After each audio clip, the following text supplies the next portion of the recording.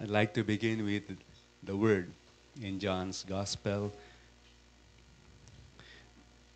chapter 8, from verse 12. Again, Jesus spoke to them, saying, I am the light of the world. Whoever follows me will not walk in darkness, but will have the light of life. Perhaps that's the foundation when Jesus declared that his disciples are light. So, salt. So in St. Matthew chapter 5, Jesus declared, as he was looking down on his apostles, you are the salt of the earth, but if salt has lost its taste, how shall its saltiness be restored? It is no longer good for anything except to be thrown out and trampled under people's feet. You are the light of the world. A city set on a hill cannot be hidden. Thus far is the word of the Lord. I was given this task of sharing with you this Christian leadership in the spirit of the Blessed Michael McGivney. And I modified my talk because it was a talk that I attended and I modified too, and I entitled it Christian Pastoral Leadership Trend.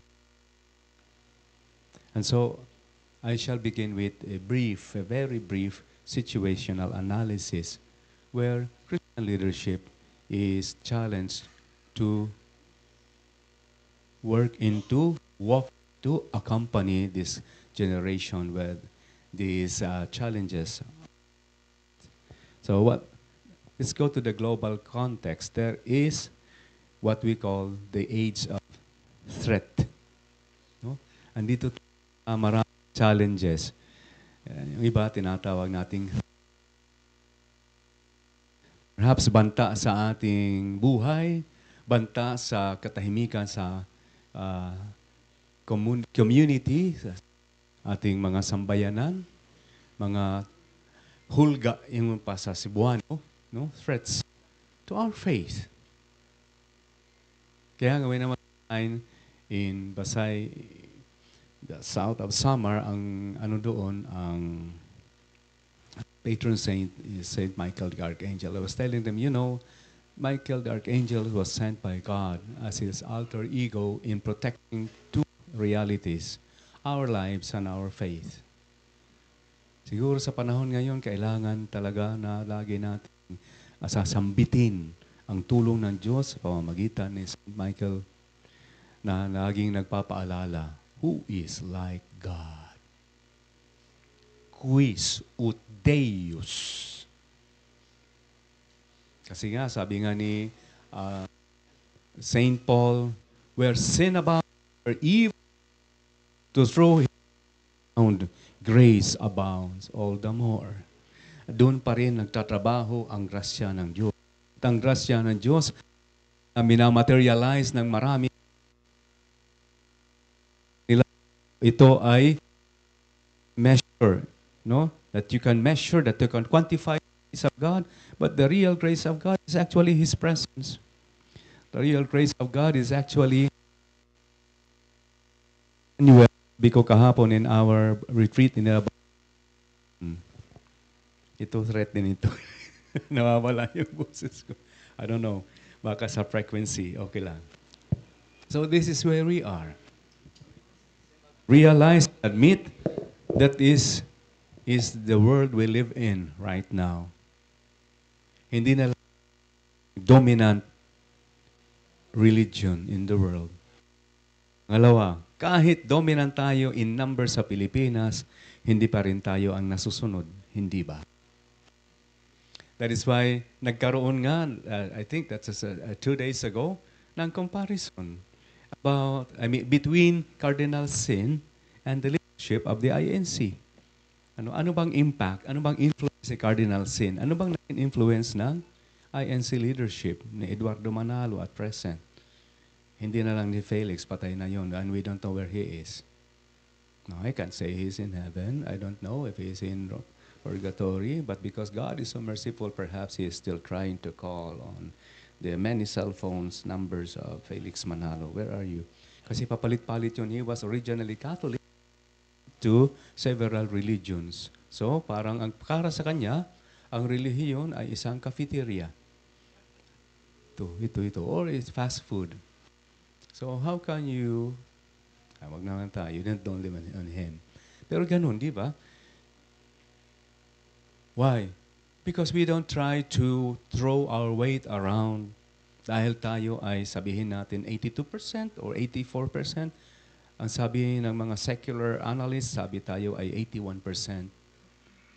Pero most surveyors who are Catholics, they say we are still 84.7% out of the 119 million.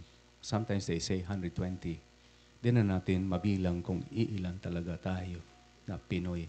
Di ba? Kasi maraming pinanganak na walang rehistro. See? That's where we are. That's the age of threat. Hindi lang sabihin na tayo mamamatay na, but sometimes this also would lead us to the loss of trust. Na nagiging, yung loss of trust nagiging cynicism. Ganito na tayo, okay na lang. Let's accept this. Ito yung cynicism ay isang nagiging sakit, di ba? Pag nagiging cynical ka, yun napunta sa pagiging fatalistic. Bahala na, ito na lang kami. See? That's what happened. From 2016 up until now, walang nagkaroon ng courage to say, tama na. Marami na palang ninanakaw sa atin. Kasi parang naging normal. Normal lang yun. Na ito project kay congressman, kay Kung, buti lang kung matatakot tayo kung itong project na to ay kay Kong. Ganun pa rin. Si Kong gusto maging king. Pero marami dyan. Hindi lahat na lang sinasabi kay Kong. Marami dyan, di ba? Merong assistant secretary, undersecretary, merong oversecretary. Kaya merong under. So there's a loss of trust. Kung kahapon meron tayong sense of scarcity, saan ba tayo nawawalan ng parabang if there's a loss of trust, there's a loss of direction. There's where leadership is lacking. Kasi nga, yung leadership, it comes from the Latin word dux. Dux, leader. Duxere, to lead. That's where education, term education, English term comes from. Dux, D-U-X. So, to be an educator is to be a leader. It is to lead. If you are a teacher, or even you are a supervisor or superintendent for that matter, your role and the function of that role is to lead. So many times when I celebrate Mass in the division office there in Samar, yun ang lagi ko pinapaalala sa kanila. Even if you are just here in the office, pinapainit yung inyong mga dyan sa pupuan, you're still a teacher. Do you still guide? Do you still lead? Kasi pag namatay kayo, hindi kailanman ilalagay sa epitaph ninyo, sa lapida ninyo, he was the best superintendent. No. Alalahin lang kayo bilang teacher. Si Ma'am was my mentor. Si Sir was our instructor. Hindi sasabihin yun, si Sir supervisor yun. Tumatanggap ganito. Kasi doctorate siya. Si superintendent meron. So, si Su 1, si Su 2, si Su 4, si Su 10. Sabi nga kahapon ni Father Buddy, Siso. Ang alam ko lang, yung laruan ng Siso. So, kaya minsan yung aking challenge sa kanila, does that lead to salvation? Do you ever teach people to go to heaven? Tayo, kapag nag-aaral tayo, kasama ba sa ating priorities? Papunta ako ng langit. I want to go to heaven. Pero pag tinanong mo sa mga bata, natural ang sagot. Saan gusto mapunta? Especially in the evangelization catechesis. Father, Sir, Ma'am, langit. Sino ng langit? Lahat. Lahat Diba? They will raise their hands. Pero pag tinanong ko, pumunta ng langit ngayon, lahat pa rin. Pero pag sinabi ko, alam nyo, bago mapunta ng langit, kailangan mamatay. Kailangan nating mamatay para pumunta ng langit. No? I will repeat my question. Who wants to go to heaven? Wala nang magre-raise ng hand. Kasi kailangan mamatay.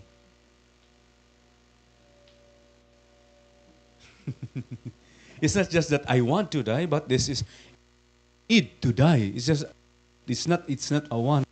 It's a need. Kasama yan eh. Part of our nature is to die because the reality of life includes dying. And that perceived reality. Perceived reality. Sa atin lang yun.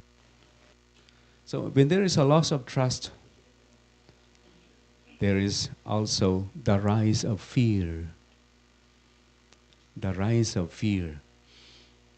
I have a good friend who is a doctor.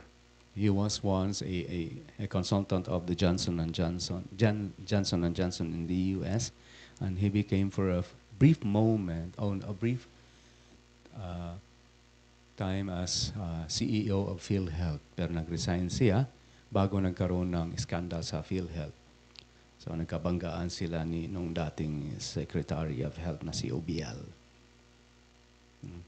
Yung sabi niya, alam mo Father, pareho pala tayo ng ano. Kanyang sinasabi ko sa kanya, the first sin of Adam and Eve. But this somehow begot pride. What's that? Fear. Iyon ang laging pinapaalala sa kanila ni Satanas, no, nung serpent. Instilling fear. Kailangan kumain kayo niyan. Huwag kayong maniwala sa Diyos na yan. Kasi pag mawawalan kayo ng right na matuto kung ano, malaman kung ano ang tama at mali. Hanggang dyan lang kayo. See? You will not be at par. You will not have that equal footing with God. Diba? Hanggang dyan lang kayo. Fear and shame, they go together. At syempre, pinapatubo yung pride. The rise of fear. Ganun din tayo. Yun ang pinagmumulan, kaya kailangan tayong, ano ba yun? We must do a lot of things. We sacrifice some things. We increase the ambition that is in our hearts. Kaya gagawin natin lahat. We become like robots and computers. We do multitasking. Wala nang pahinga. Pag wala nang pahinga, walang harmony sa buhay natin. Look at composers. Look at the kind of music, the original music that we do. There is always rest so that there may be harmony in music. If there is no rest in music, there is no music anymore. Pareho sa buhay natin. Pareho sa ating pananampalataya kung walang rest. Because we trust. Diba? When we rest in the bosom of our mothers, we feel secure. We feel at peace. Kaya nga sabi ni Jesus, come to me, all you who are overburdened and are troubled, and I will give you rest. Because, anong sabi niya? Because my yoke is easy and burden light. Yung pamatok ko ay madali at magaan lang ito. Tayo ang nagpapabigat, tayo ang nagpapacomplicate. Kasi nagmamarunong tayo. Ano yung naging, kumbaga, response ng simbahan, especially in this happenings, this global context that is happening right now? No? Sa labas, merong agawan ng territory tulad ng between Ukraine and Russia, and also between the Palestinians and Israel. Kasama tayo dun eh. Lalo't lalo na tayo ay tumanggap ng Jewish refugees before. And we have visa-free travel to Israel because of that, on account of that, di ba? So, parang na-identify din tayo kasi kasama tayo sa global community. And secondly, most of the Ukrainian population is Catholic. And most of Russian population is Christian. Kahit pa Orthodox, marami ring Katoliko. So, kapatid. Tunay na kapatid, hindi pinatid. Tulad ng iba, sabi ng kaibigan kong INC. Bakit hindi ka nag-rally doon? Sabi, kasi pinatid kami. Pamunuan, namumuno lang ang may alam. Kami, hindi. So, mabutit, mayroon pang ganyan sa inyo. Sabi niya, kasi hindi naman totoo na kailangan kami sumunod. INC yan, ha? Kaya sabi ko, salamat sa Diyos. Nag-iisip ka pa rin. Sabi sa akin, Ferds, nandito na ako dahil sa respeto ko sa magulang ko. Sabi ko, that's good. I won't try to convince you to become Catholic. Habang may respeto ka sa magulang mo, marunong ka. There is wisdom in that. Jesus will understand you. So do I. Ako pa nga, hindi naman ako Jesus. But Jesus, I believe, is in me. So ano yung response ng simbahan? Through Pope Francis, we have this today, as mentioned yesterday by Father Buddy, synodality. Hindi ko na i-expound kasi kahapon, very detailed na yun. At saka, contextualize sa kanilang diocese. Maganda yun, pag nakina-contextualize. That's what we are hoping to do. Kami yung usapan namin ni Monsignor Pepe at yung team namin na nandun sa New Haven last September. Sabi namin, dalhin natin ito para pagsaluhan ng kapwa nating Pinoy, ng kapwa nating brothers, kapatid doon sa bawat dioceses, sa kapwa konteksto natin, kalagayan natin, sa dawat patutunguhan natin, sa ating mga aspirations, sa atuang mga inup, in our dreams. And what is that? Ano yung mga beacons natin? Ano yung mga dapat maging sa ngayon na mga pagtuturo ni Jesus na para sa atin ay parang North Star, palaging nandyan, yung synodality. But these are just means, ha? Ito ay mga patulong sa atin, mga instrumento base tayo ay magabayan. No, yung synodality about participation, yung communion and mission. At sana tayo hindi lang maging object of the synodality, kundi subject. Kaya nga sabi ko, kasi pag uwi ko ngayon, sasabak din kami agad. Kami yung ginawa ni Bishop na yung vicariate namin, na pilot vicariate para sa synodality on the BEC. Pero lagi kong sinasabi sa mga nag-attend, huwag nyo naman kaming ganito para bang sinusubuan. Invite us, invite the people, invite the poor, invite our leaders in the barangays, invite the organizations, including the KFC, CFC, at yung bagong dumating sa amin na Soldiers of Christ. Invite them at table. Nakasama sila. Hindi lang sinusubuan. Iba na tayo ngayon, di ba? Hindi na spoon feeding dapat. Paano magkakaroon ng empowerment? And that's what I've been telling our brother priests in our diocese. Kaya nga ito, isiningit ko ito yung doon sa aming sharing, sa aming vicariate. Sabi ko, bago tayo naging pari, bago tayo naging ordained, we were baptized. And we received the priesthood of the baptized. That's why we are equal with other baptized. Huwag tayong magsasabi na, ay pare ako andyan ka lang.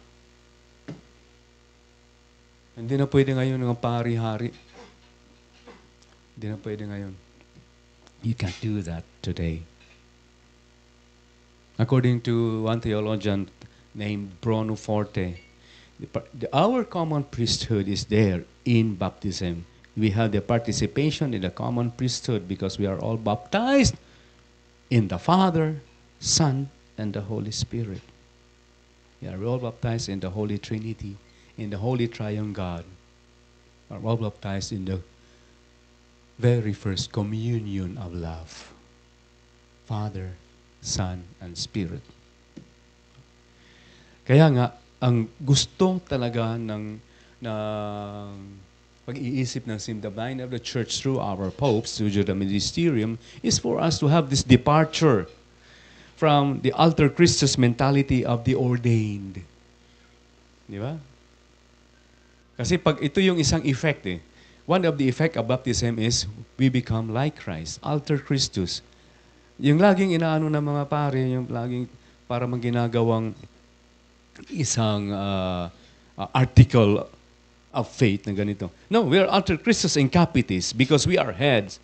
Yes, it's only about ministry.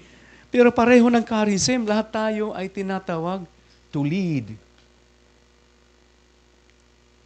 Kaya nga tayo nakatanggap ng 3 functions of Jesus, di ba? Yung kanyang pagiging Savior, priestly, prophetic, kingly. At dahil kingly, hindi naman tayo parang mapapareho tayo kay FPJ. Oh, pare, ganito, isang bala ka lang. Simulan mo, tatapusin ko. Hindi naman ganun. Di ba? Kasi yung kingly function of Jesus is really to serve. He is a king, sabi ko nga kahapon, who serves as a slave. Servanthood is Jesus' kingly function. So that's it. No? There should be a departure. Kailangan, kumbaga, maglakbay, papalayo dyan. Hindi naman kinakalimutan yun. Kaya minsan, although we have different schools of theology, kailangan tayo talaga ay we meet in the middle. Kasi yung iba sabihin, hindi, yung ibang pare kasi cultic lang, dito lang ako, sacristy priest. Ganito, ang function ng pare is only to celebrate Mass, to celebrate the sacrament and all the other sacramentals. Pero sa New Testament, ang function ng pare is also presbyter, a leader of the community. A leader of the community. Yun din ang function ng Santo Papa. At tayo, hindi lang yung pare, no? Nababahagi na ng function ng Santo Papa. The original title of the Santo Papa is Pontiff, right? It comes from the word pons. Pons. Ano yung pons? Bridge. Hindi lang ang Santo Papa, the Vicar of Christ, or the visible head of the church, hindi lang siya tulay, kundi gumagawa ng tulay. He is not only the bridge, but he is a bridge builder. Kaya nga, di ba, noong World War I ba yun? Ang ginawa ng mga Germans, na para makatawid sa mga ilog, gumawa sila ng tinatawag na pontoon bridges. Yung lumulutang na mga tulay. Pons. Hindi lang yung Santo Papa ang bridge. Tayo rin. Hindi lang ang pari ang bridge. Tayo rin. Lalo't lalo na pag tinawag tayo bilang knights. Biruin mo, kabalyero, knights. Although yes, it's still somehow feudalistic, yung term na yan, pero it says something about us. Lalo't lalo na because of the fruit or the benefit and the teaching that we share from the sacrament of confirmation. We are made soldiers of Christ. We are made warriors of Christ. He is our warrior, sabi nga ni Sean Spot. Ang tingin ng iba, si Jesus na nandun sa cross is a defeated Lord. No, He is a warrior. He is fighting for us. And there is so much power on the cross because of Jesus' utter obedience. Obedience. Yan ang lagi kong inaano sa sarili ko, nire-remind. Kahit kalimitan sa meeting namin, sumasagot ako sa bishop, nagbibigay ng unsolicited advice. At the end of the day, he is the bishop. He is the bishop. And my function as a priest, firstly, is to obey. Kaya at the end of the meeting, minsan punta ko kay Bishop, Bishop, sorry. Ha? Kung nakagpasalita ko ng ganun, you're still my bishop, don't you worry. Hindi kita palalayasin, I don't have that power. You still have my respect. So, ganun, mayroong departure na ganun. So, the gap and transition From the early days of Christian and the followers of Jesus, ang tawag noon ng community was the way. See? Nasa Bible yan, nasa Acts of the Apostles. Ang tawag ng unang Kristiyano ng kanilang family, the community was the way. Tapos meron na ngayon, ang dating daan. Ang lumang daan. See? Alam nyo na yun, ginagamit nila, di ba? The way. Ang totoong pangalan niyan, the way, ang daan. Tapos niyan, ang dating daan, ang dating doon. Raise the roof. Hindi na praise the Lord. Hindi na amen. Sabi nga Bible gang, alien! Alien. Oh my God. So, kasi dati, di ba sabi natin, ano bang simbahan meron tayo? Katoliko sarado. Totoo naman eh, di ba? Physically speaking, open na simbahan. The physical church, no? Pag Sabado ng hapon, Linggo. Lunes hanggang Biyernes, sarado. Pangalawa, sarado lagi ang kumbento. Mahirap ma-reach ang pare. Sabi nga pag election, pag may mga pag may mga nagkakandidato, "Oy, boto niyo ako, ito." Sa amin, madali daupan makuri bilngon. No? Madaling lapitan pero mahirap hanapin. Oh. Lisod pangitaon. Minsan, mga pare, ganun. Sana ang night sa Columbus, hindi ganun. You know what? That was the prescribed institutionalized church. Kaya dapat mangyari uli yung sinasabing the Christ event experience. Dito sa Manila, sa Luzon, ginagawa nilang PREX experience. That is a Christ event. Every Christ event experience is a Pentecost experience. Kailangan mangyari uli.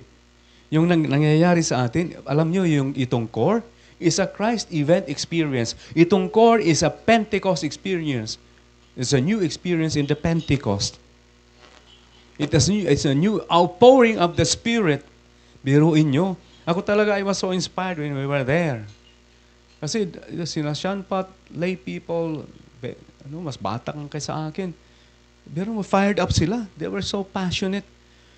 Back in 2010, when I and my cousin, our former Brigadier General, Monsieur Butcho Ebehuela, went to visit our cousin in Greenwich, sabi ko, Mons, nandito na tayo sa Greenwich. Andun lang yung New Haven. Punta tayo dun. Total, pareho tayo mga chaplain. Ikaw sa Katbalogan, ako sa Yabong. So we were the first in the diocese to have our names there. Doon sa libro. Doon sa museum ba yun, Ton? Museum, pinuntahan natin, di ba? Maraming pagkain. Doon tayo nag-enjoy sa pagkain eh. At doon, parang nasabi ko, ito yung mga tao na to, they really were here to experience the presence of Christ. Why? Because they were inspired by a small priest, by an insignificant priest at that time named Michael McGivney. Insignificant nun kasi ang New Haven, alone na nun, kumbaga sa atin, baka barangay lang yon at that time. Diba? And there he was called. No? 2 calls. Una, yung paging pare. Pangalawa, yung apostolate to the family. Doon nagsimula ang knighthood. Knights of Columbus. At yun siguro ang naging inspiration nila Sean Pat, yung iba pang naging speakers namin doon na talagang sabi ko, itong mga tao na to, saan kaya kinukuha? No? Yung wisdom. Yung kaalaman. Saan kaya nagkaroon ng inspiration yung ating Supreme Knight para ito i-offer itong pamamaraan ng core to guide us into the very heart of our Lord Jesus. Kaya nga, di ba, yung core is heart. This is the way towards the heart of our Lord. Kanina sabi ko, our Lord, who would like to dwell in our minds and in our hearts. Ito. Alam nyo, dalawa yung ito, yung isa ko nasa isang bag ko. Siguro hindi ko alam kung yung anong influence merong itong um, pin ng ating family. 7 times, no, 8 times already, I've entered the US. At hindi ako nagtatagal sa immigration. Alam niyo kung bakit? Kung hindi ito nasa bag ko, dito, hindi ko alam, very perceptive yung mga immigration officer. Nakikita nila kaagad itong aking pin. Nasabi, sir, kasi sa ano ko sa aking passport, pare ako di siyempre. Are you chaplain? Chaplain about? Of the KFC, you have your pin. Yes, I am. Tapos tatawagan, help our chaplain! Help our chaplain! Hindi ako nagtatagal ng 2 minutes. Back in 2003, nung mag-pastoral work, yung mga kasama ko from Spain, nag-aaral doon, nagulat yung mga kasama ko from Archdiocese of Palo, 3 sila. They were held up, holding room for 2 hours. Tapos galit na galit sila. Bakit si Ferdi, andun na 2 minutes lang, nasa labas na, kinukuha na ng kanyang parish priest. Sabi ko kasi, ito oh. Sabi ko sa kanya, ito oh. Wala kayo nito, ano? Bakit mo nabibili yan? Hindi nabibili yan. Sabi ko, Knights ako. I am a member of the Knights of Columbus. It was given to me by that person who was there in 2010, who told us, me and Monsignor Butsoy, that he was a convert from being a Baptist. Tapos, buong buhay niya, nandun na siya. Active na volunteer doon sa museum ng KFC. Tapos siya pa nag-tour sa amin doon sa financial building. Mula noon, yun. Thanks be to God. Thank you to Father Michael McGivney. Hindi ako nagtatagal. Ewan ko siguro, biyaya ng Diyos and His protection over me. Amen. Hindi ako nagtatagal sa immigration. And most of the time, ang nasa immigration, except this one, yung na September kasi babae, Knight of Columbus. Thank you, Lord. Knights of Columbus. When I worked also back in 2003 to 2005 in New Jersey, karamihan na naging kaibigan ko, firemen, police, Knights of Columbus. That was my Christ event experience. Huh? So nagkakaiba-iba yung mga panawagan dito sa linguistic dynamics na nag-iiba sa bawat kultura, di ba? Bawat kultura. Dati, Katoliko sarado, but because of the gift given through the church, through John the 23rd and John the 23rd, bumukas yung simbahan. Back in the early 1960s, kaya nagkaroon ng pangalawang konsilyo, Second Vatican Council. So from institutionally managed community to leadership-led church, binabalikan yung totoong nangyari ng First Christians community in the First Christian era na nasa Acts of the Apostles.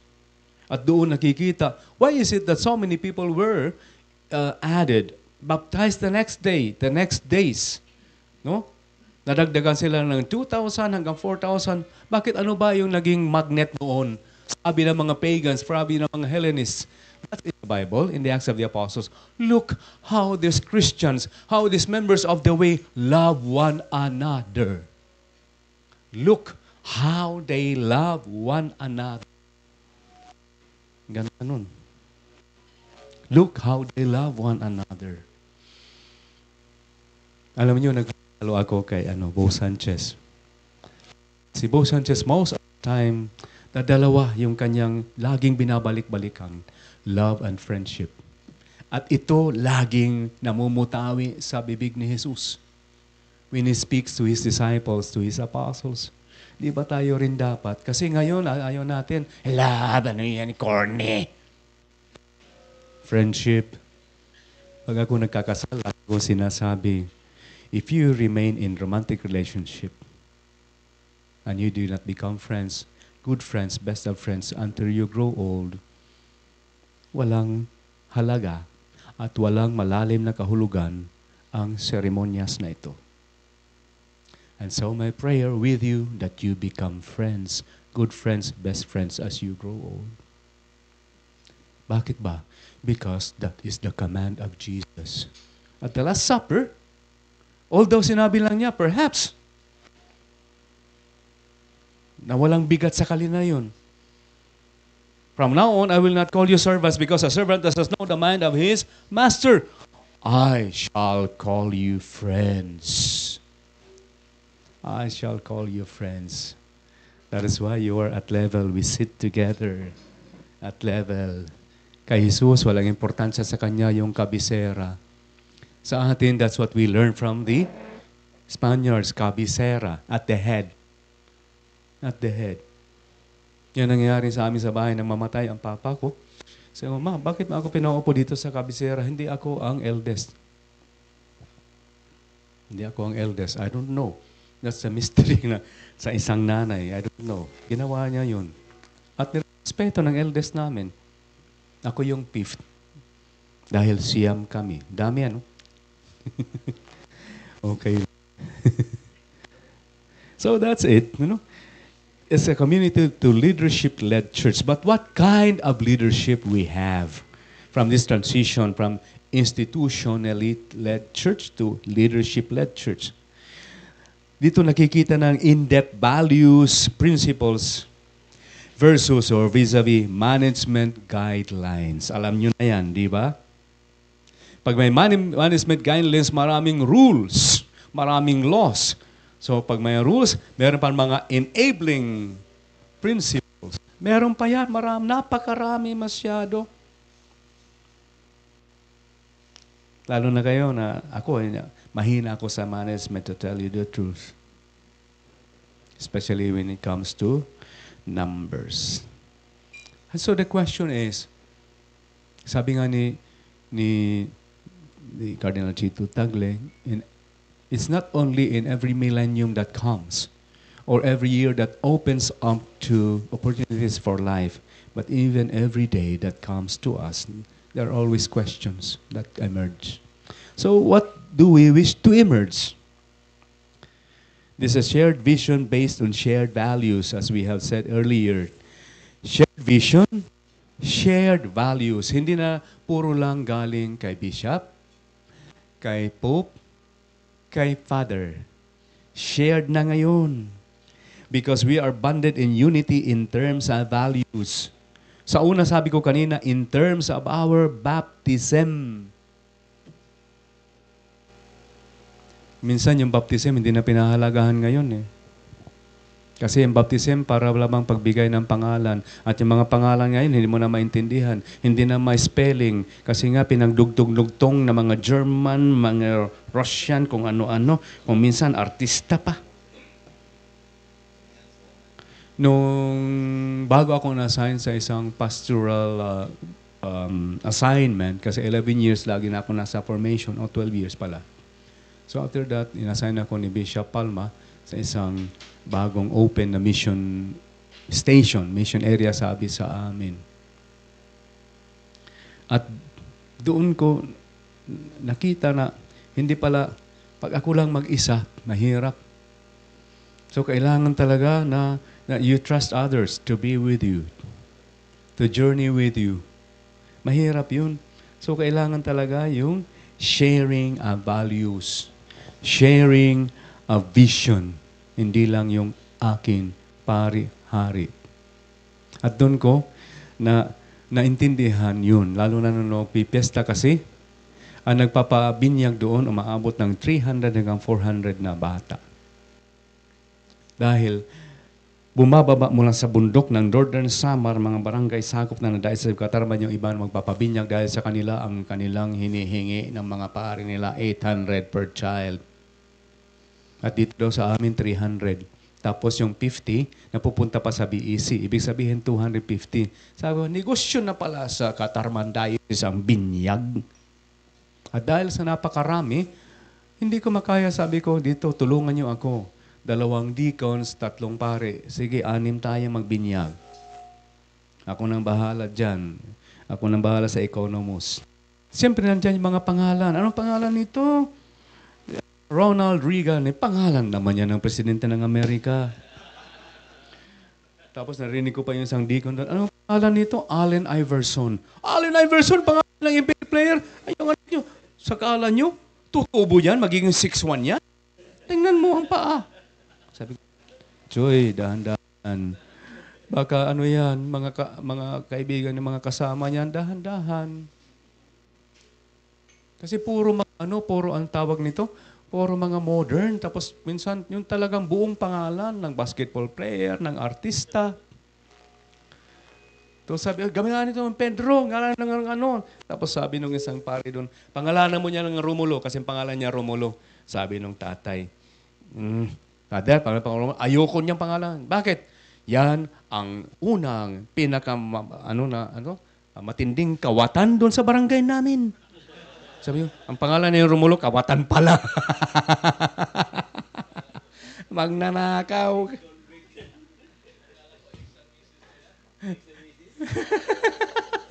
Tapos yung isa, anong pangalan nito? Gabriela. Sabi ng pare, oh yun ang gusto ko. Sige, binyagan natin. Party list, binibinyagan kita. Anong party list? Gabriela! See? Kasi ang akala nila, yung baptism is just to give a name. Name na sikat, artista. Oh. We have shared values, ano? Kasama tayo dyan sa vision. This is what we mean by church Catholicity. Magkakaisa tayo. Kasi yung ibig sabihin ng Catholicity, hindi lang yung mga Catholics nandun sa lahat ng parte ng mundo. Hindi. Because we live in unity, in diversity. Although we have different values and principles, we still have one Lord, one faith, one baptism. Yun ang ibig sabihin. But we have the common feeling. Yes, what is the common feeling? We all love the church we serve. I love the church. I love you, Lord. I hate my wife. I hate my neighbor. Pag uwi ko, lagi na lang, asweldo mo. Naalala ko lang yung king uncle nang bumisita ako sa kanila doon sa Palm Springs. Naawa ko sa kanya kasi auntie ko, yung kapatid ng papa ko. Lagi na lang, asweldo mo lahat. Ako, auntie, bigyan mo naman ng pangkasino. Tayo $30 lang. Naawa ko, sabi, nasa iyo na lahat. Yung pension mo, pati pension niya. Sabi, So that is, we all love the church we serve, and we'd like to serve the church that we love. But the question is, do we love what Jesus loves? Because the church, we say, is the body of Christ. That's the image and the paradigm that St. Paul says in his letter to the Galatians. This is the body of Christ. And all other writings that St. Paul describes the church. And Jesus is the head. This is his body. He is still the head. Sa kanya lahat ito eh. So, lalo na dito sa Pilipinas, yung naging battle cry, yung naging standard, yung naging bandera ng ating pagiging simbahan is the Church of the Poor. Totoo ba ito? Diba? So it means to, when we say we all love the church, it means to we love the poor. Because the church, especially here in the Philippines, is the Church of the Poor. PCP2. Totoo ba yun? And how do we act as leaders? How do we act as called to be leaders, to be guides, especially as knights? Di ba yung knights talaga nangunguna yan eh. Yung mga pinagkakatiwalaan ni King Arthur eh. Di ba? Yun ang pinagkakatiwalaan ng mga emperor of Rome. Kaya nga dahil sa closeness na simbahan, ng naging official religion na simbahan dahil kay Constantine, diyan naging parang hari ang mga obispo. Yung kanilang mga vestments, pang senado yun. Alam nyo yun? Pang senador lang yun. Because the vestments of the priests before Constantine, hindi ganun. Walang sabi nga ng isang dating vicar general sa amin, alam mo, Fred, ayoko na nag-ano itong mitre. Bakit? Sige, kasi para itong bibig ng buhaya. Pag gumawa ko buhaya, handang sumakmal. Sabi ko, oy, Monsignor, baka bawian ni Bishop yan. Para daw buhaya. I am so amazed by that bishop in Katarman. I know you know him. I love what he does. Si Bishop Noli Boko. Di ba? I love what he does. He's really a shepherd. Alam nyo, ayaw niya magsuot. I mean, hindi nang ayaw. Parang he is not at home. Yung bang, lagi siyang mitre, laging naka-official garb ng bishop. Kahit 2 years ago, when he ordained 3 new priests, alam mo yung ginawa niya? Before the ordination, he called the 3 candidates to his office, and he gave them 25,000 each. Sabi niya, alam ko malaking gastos nyo. Ito, para medyo magaan-gaan. Secondly, during the ordination, nung nag-o-offer ang mga parents ng ordinandies, nagdadala ng yung symbolic offering ng chalice at saka ng paten. Pagkatapos when he gave them to the servers, alam ginawa ni Bishop Noli Boko? He kissed the hands of the parents. At sabi niya during his homily, you know what? Why I kiss the hands? Because without those hands, we will have no priests. That is the gift of the Lord through them, not through me. Iba-iba yung ibang klase ito si Bishop Noli Boko. Importante sa kanya mga pare. Importante sa kanya yung family ng pare. Sabi ko, that's a real shepherd. Sabi ko, dapat malaking pasalamat ang Diocese of Katarman. Si Noli Boko. Kahit na siya ay canon lawyer. And he was even insulted by one of their priests who is a theologian. Sabi niyo, Bishop Boko, hindi ka theologian. You don't know what you are doing. Bakit ginagano niya? Why you are so close to the priests? You are so close to the people. Sabi, why? Is it a sin to be close to the people? Sabi niya, hindi ba? Sabi noon ni Pope Francis, you have to smell like the sheep if you want to be a shepherd. I came here as a shepherd. Pinitulan ng isang obispo pagdating doon sa Eastern Visayas ito. Pagdating na doon, the first words that came out from his mouth at the pulpit, I come as a king. 2 weeks after that, 8 priests left the diocese. They are in Canada. And 3 of them were my contemporaries. Until now, there's one, he did not leave the priesthood, is here in Manila, giving retreats and recollections. He's ahead 2 years of me. He is the classmate of Archbishop Dodong Millones. Sabi niya, Ferdy, babalik lang ako doon pag iba na obispo. So, thank you. Don't leave. Don't leave. You're a gift. But do you still respect your bishop? Yes. Yes. I respect him. That's why I do not go there. Baka mag-away lang kami. Diba? It's not because na ganun naman. You know, when I was a seminarian, I was sparked in Manila. Back in 1992 until 1997, 1996, I was sparked in Manila because my former bishop, parang, he was insulted. Nang sinabi ko, Bishop, I want to go to Spain. Kasi gusto niya mag-aral ako ng theology sa Spain. Sabi ko, Bishop, andito na ako sa San Jose. This is already my 2nd semester in the 1st year. Wag naman doon. Hindi ko lang nagustuhan. Sabi niya, Ferdy, think of the prestige you will be bringing to your family because you will be having your theology in Spain. Sabi, Bishop, ang pagpapari ko naman siguro hindi tungkol sa prestige. Hindi tungkol sa prestige.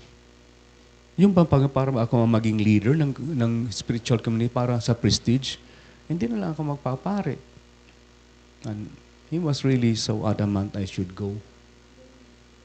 So lahat ng mga hinihingi kong mga demisorial, mga hinihingi kong endorsements, hindi binigay sa akin. Bawat pag-uuwi ko sa Samar, kapag nag-bless lahat, nag-gathering ng seminarians, kapag nag-bless kami lahat sa kanya, pag nag-bless na ako, ginagano ng kamay ko. And so, sabi ng aking, napunta ko sa rektor ko, Father, paano kaya ito? Vagus seminarian ako. A seminarian should not exist without a diocese. Kaya tinawagan niya si Cardinal Sin because he was then the ghostwriter of Cardinal Sin, the Joel Tabo. Sabi ni Cardinal Sin kasi naka-loudspeaker, "Oh, is that the case? Oh, let that seminarian," that the term, "park in Manila. He belongs to Manila." So, for 4 years, 5 years, Manila Archdiocese ako noon. Dahil lang noon kasi hindi ako nag-obey. And you know what? Nang inordain akong deacon, na-delayed ang aking ordination pagpari. Instead na 6 months lang, ordain na pagpari, in-schedule na, tapos nandun na yung mga kapatid ng papa ko, lahat nandun na. Tapos sabi ng akin, "Ferdy, hindi ka muna naman ino-ordain." What's the reason, Bishop? Wala lang, gusto ko lang. Wow. You know what? It was my mission to convince the sisters of my father, please, do not hate the bishop. They hated the bishop for 2 years. Kasi I was to also be ordained May 20, 1997. Namatay ang papa ko July. He was still alive. Sabi na, "Wala na yung papa mo." So that was my mission, to convince them, please stop hating the bishop. Ako nasaktan din ako, pero sabi ko, mahirap yung puro lang tayo hatred. Kaya ngayon sabi ko, parang na-inspire ako, balik tayo kay Bishop Boko. Di ba? We must smell like the sheep. Yan sinabi kahapon ni Father Buddy. So balik tayo dito, di ba? Ano bang klaseng leadership ang, autopilot ba? Di ba? Thoughtless. Natakbo ng buhay without reflection, like machines. Autopilot. Lalo na ngayon. Yung pala, di ba? Pag sakay tayo ng aeroplano, long haul flights, may autopilot pala yun. Pinipindot lang, i-idlit yung pilot.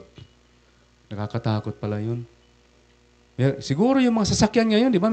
Mayroon ng driverless, di ba? Naka-autopilot yun. Siguro parang ganun. Kung ganun tayo, mahirap naman. Dahil ganito yung rules, susundin natin. Sana may dynamics din, human dynamics in our leadership. At yun ang pinakita ni Pope Francis. Thanks be to God. Meron tayong mga... The mind of the Lord for His church is really like that. It's not about the leader that He installs. They are not perfect. That is why yung Santo Papa na bagong elect, tinadala doon sa sinasabi in layman's term na crying room. Parang yun? It's a cistern. Nakita mo na ba na yun, Monsignor Pepe? Yung tinatawag nilang cistern na napakalalim. Anong gagawin ng doon? New elected Pope to cry. Sabi ni Cardinal Tagle, para lang umiyak because the mission is too large, is too heavy. Para sabihin na, you still need the Lord. This is not yours. This is not mine. Yung pangalawa, effective mode ng leadership. What I'm doing is making more effective. Ito yung result-oriented. Hindi yung ano ba ang bunga nito dahil ba sa ating ginawa. Hindi, kailangan magawa yan. Ito yung ating ito yung ating goal. Dapat yung goal na yon 100% nandun. Effective mode. And many times ito yung pinanggagalingan ng frustrations. Ito ang pinanggagalingan ng depression ng mga tao ngayon. That's why we have a rampant mental health problem in our world, in our country. May mental health problem tayo dahil sa leadership mode na ito, effective mode. Effective mode. Result-oriented. Outputs. At kapag nandyan na, you glory in your productivity. Uy, ganito ako, pinagpaguran ko ito, kaya ako ay na-promote ng ganito. Ang bilis ng promotion ko. Pero yung promotion na ngayon, iba na. Maliban doon sa pinagpaguran mo, meron kang mga sinubmit na mga papers. Close ka kay colonel, kay general, kay mayor, kay kong, kay senador. Close ka kay bishop, close ka kay father. Kaya palagi kang nandyan. Ikaw lagi ang chairman ng temporalities, ng finance committee. Lagi kang starring. Importante na ngayon ang titles. Diba? There is this overwhelming power, influence of the sense of entitlement. Entitlement. Ako, I'm not a fan of uh, Congressman Asidri, although he is a former seminarian, but I go with what he said to the Commission on Higher Education. Huwag niyo naman kayong gumawa ng diploma mills for our teachers. Kasi marami silang ganito, pero walang tunay na benefits sa students. Ang nangyayari lang is just for promotion. Totoo, di ba? It's just for promotion sa atin. Galing ng JK, naging ano ka, district deputy. Is it just for promotion? Pagpalaki ng atay natin? Dahil kay ganito. Hindi ka na pwede maano dyan. You cannot listen to this and to whom and to that. Sabi ko kay sa aming state deputy, pasensya ka na sa akin. No, Judge Udela, maihingay ako. That doesn't mean I want to put you down. I want to pull you down. No, it's just helping you. Nobody's perfect. Yes, you're a CPA lawyer, but are you God? Are you Jesus? Are you larger than the church? Are you bigger than the KFC? Nobody's bigger than the KFC. We are KFC. Brother Rel is KFC. Brother Ben is KFC. Father Buddy is KFC. Brother Ding is KFC. You are KFC, Kuya Bobby. No? Tagal-tagal na niya. Pwede bang mag-bless? Nay, you were with Monsignor Wilman. Yeah. See? Blessed ka. Tulad ng tatay ni Father Jerome. Di ba? Ganun, abang ko ba't ba mahirap bang tumango? Kaya nga sabi namin, si Father Charles Santillo sa amin, kailangan siguro mag-practice tayo, kaya nga sabi ko doon sa diocese, okay lang sa inyo kung uli-uli tayo i-refresh natin yung pagtuturo at saka ating passionate devotion to the Eucharist because that is the presence of the Lord. That is the Lord of Michael McKinney. That is the Lord of the KLC. That is my Lord. As a brother knight. And he calls me, you are my brother. Jesus is our Lord, brother knight. Amen? And He wants to walk with us, although we are dirty. Sabi kahapon ni Father, although we are dirty. Di ba? Sabi na sa adulterous woman, who condemned you? Has anybody condemned you? Nobody, sir. Neither do I. Get up. Ibig sabihin, get up. I want to see you eye level. Pero before that, tumungo si Jesus, di ba? He went down to the level of the woman. Not only that she has sinned, she was overpowered by evil spirits. And yet Jesus was there. A warrior. A warrior. Hindi pa nasusugatan yung mga kamay niya. Gusto niya na masugatan na kaagad doon. Because vulnerability is opening up. That's the very meaning of woundedness. Vulnerability, this is an opening. Vulnus. Vulnus is an opening. Is a cut. So kailangan din pala, oh yes, we have to be firm. We have to be strong in faith. But many times we also have to be vulnerable as leaders. Kasi yung tao hindi na vulnerable, you don't need others. I am perfect. I am already well-equipped. Wow. Para kang si Iron Man. See, here. In the effective mode without reflection, kung walang reflection sa effective mode, we become just machines. We become cogs. Parte. We become just a nut or a bolt. Nandiyon lang. Pagkaroon ng wear and tear, nag-rust na yan, you will be replaced. Meaning, you are useless anymore. Dito pumapasok ang principle o philosophy of utilitarianism. If you useless already, wala ka nang gamit. you will be thrown away. Bakit?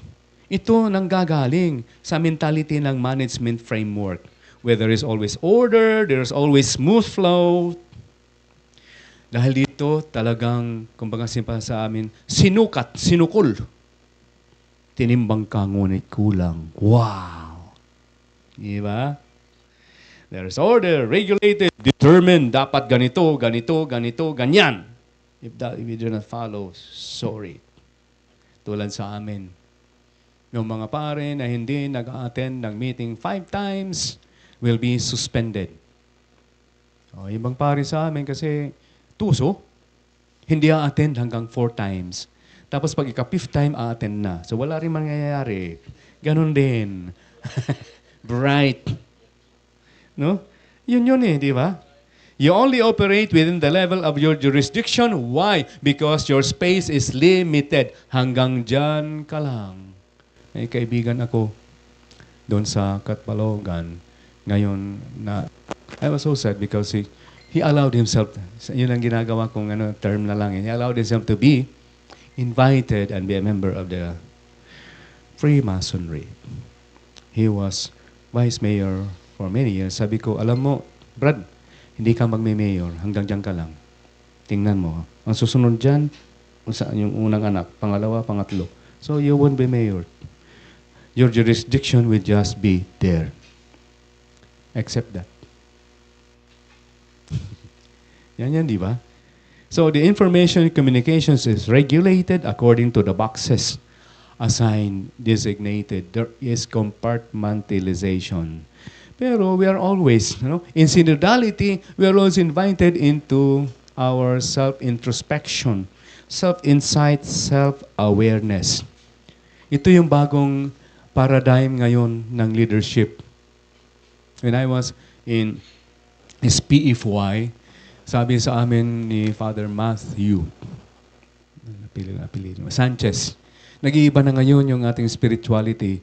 Hindi na yung katoliko sarado o katoliko sigurado. We must, because being Catholic, it's being universal, meaning we are a universal sacrament, meaning everybody, as you believe, is invited to be saved. There's always an invitation to be saved. Hindi pinipilit. Kaya sabi niya, ngayon, parang binubuksan natin ang window ng Buddhist spirituality, Oriental spirituality, na mas nandoon yung kanilang sense of spirituality into the self-awareness, awareness of self. So, ganito yung tanong dyan. Yung pagiging being effective, is this really what I want? Ganitong gusto kong mangyari, ganitong gusto kong lumabas. Is this really what I want? Bakit pagkatapos niyan, meron tayong frustrations? Pag hindi yan if that is not realized, we are frustrated and we are depressed. Kaya kailangan may rest, sabi ko kanina. There should be a pause. And then, allow the questions to emerge. Is this what I really want? Ito ba yung gusto ko? Pag graduate ko ng high school, tinawag ko ng papa ko at ng mama ko, pinaupo sa mesa. Ferdy, what do you want? Sabi, gusto ko mag-doktor. Tingnan mo yung mga tingnan ng grad ko, papa. Di ba?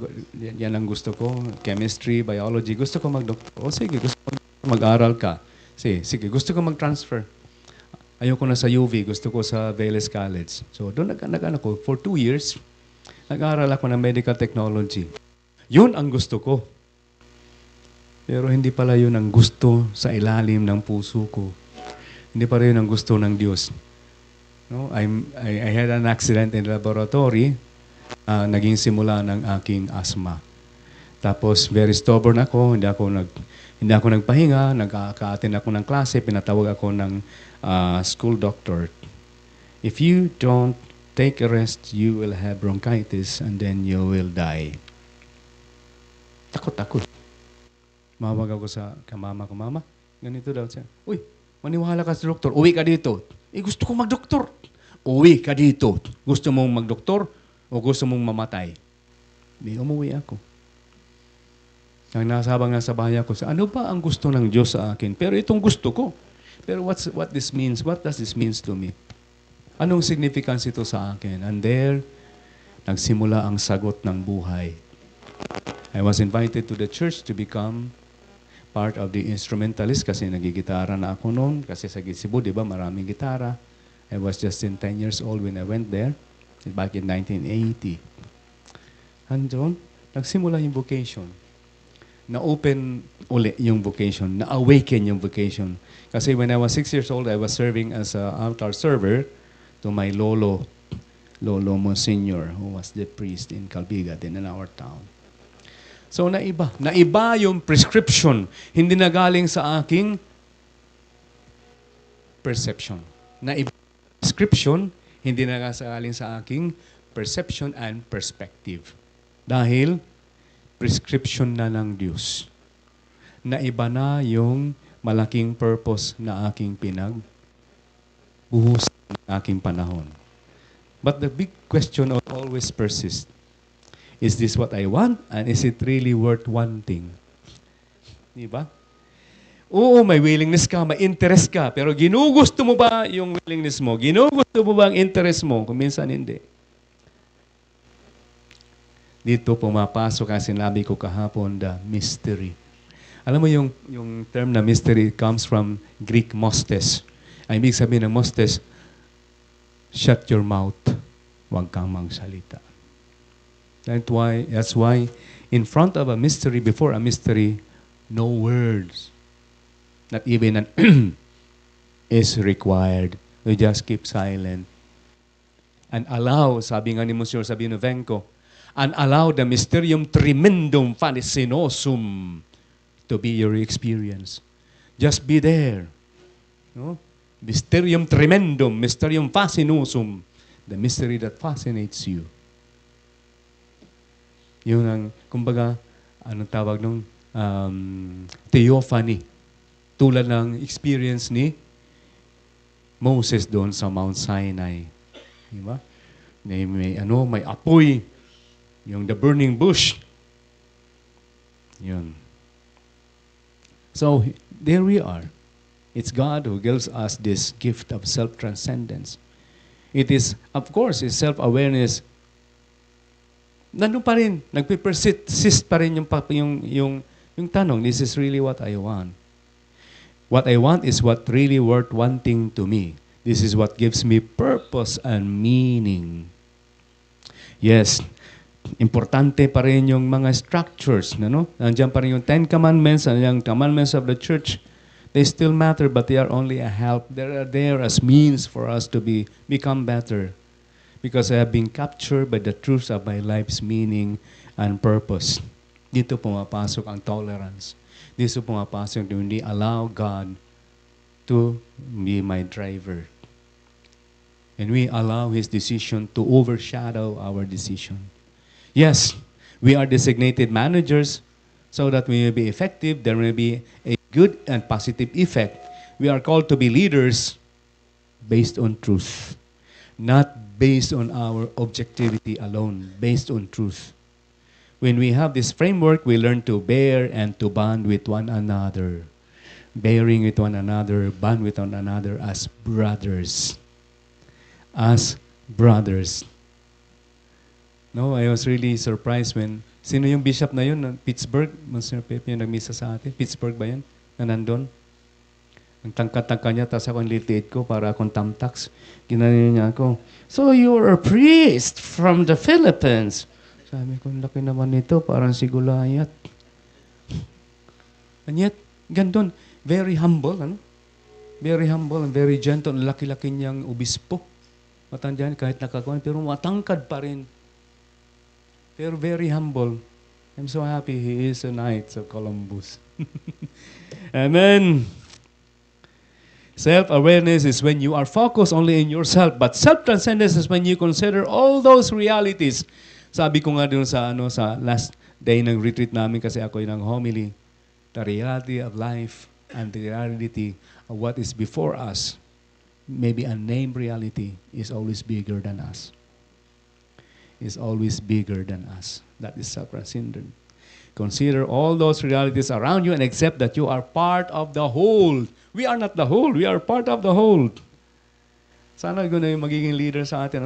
Very ideal. But the ideal should not be forgotten, should not be erased, should not be diminished. Only in self-transcendence can we really find the truth. Sabi nga dun sa kanta ni Father John Igo, in the scheme of things, you see yourself being one among the many. Ito yung laging in mission. When we are in mission, we see ourselves in the scheme of things as being part among the many. You will find in that being part among the many that you are loved, that you matter, that you are valued. Kasi kung nandito ka sa taas, gusto mo lang nandito ka sa taas, you will be alone, you will be lonely. Di ba? There is a book na minsan ginagamit ko sa mga retreats, lalo na sa high school, sa mga graduating college students, Hope for the Flowers. Hindi ko malala ang ano nun. And you know the story about that. I will not go there in depth. So in the scheme of things, each has a place in the mixture. In the mixture of our Colombian community, bawat isa may lugar po tayo, may importansya po tayo. There is a place for us to choose in freedom and joy. All of us, for sure, go in our journeys through transitions. Yun ang sinasabi ng isang philosopher and theologian, si Romano Guardini. We go through transitions. In this transition, just trust. In this transition, hear the word of the Lord saying, do not be afraid, I am here. This is my time. This is my space. You are loved as a leader. Viva Jesus!